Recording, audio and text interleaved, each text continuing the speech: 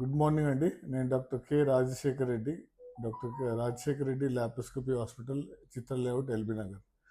ఈరోజు gall bladder related stones గురించి ఇంకో అప్డేట్ అండి.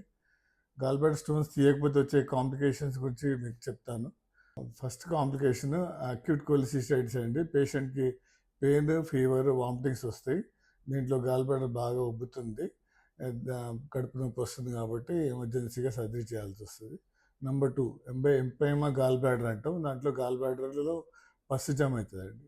నెంబర్ 3 మ్యూకోసిల్ ఆఫ్ గాల్ బ్లాడర్ అంటాం. దాంట్లో గాల్ బ్లాడర్లో పసరంతా పోయి వాటర్ జమ అవుతాయండి. సో అది కూడా ఎమర్జెన్సీ కండిషనే. నెంబర్ 4 అబ్స్ట్రక్టివ్ జాండిస్, అంటే స్టోన్ అనేది సిబిడిలో బ్లాక్ అయిందనుకోండి, దానివల్ల జాండిస్ వచ్చే ఛాన్స్ ఉంటుంది. దాన్ని అబ్స్ట్రక్టివ్ జాండిస్ అంటాం. నెంబర్ 5 కొలాంజైటిస్, అంటే లివర్ ఇన్ఫెక్షన్. స్టోన్స్ బ్లాక్ అయినప్పుడు ఒకసారి లివర్ ఇన్ఫెక్షన్ కూడా వస్తుంది. నెంబర్ 6 రేర్ కాంప్లికేషన్, మనకి గాల్ స్టోన్ ఈలియస్ అంటాం. అంటే gall bladder stone gall bladder జారి పేగులో అడ్డం పడుతుందండి. దానివల్ల పేగు అడ్డం పడి వామిటింగ్స్ అవన్నీ వస్తాయి. సో దాన్ని గాల్ స్టోన్ ఐలియస్ అంటాం. అది కూడా ఎమర్జెన్సీ కండిషన్ అండి.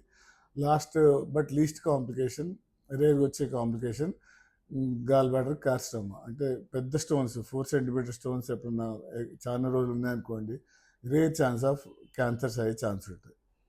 Thank you.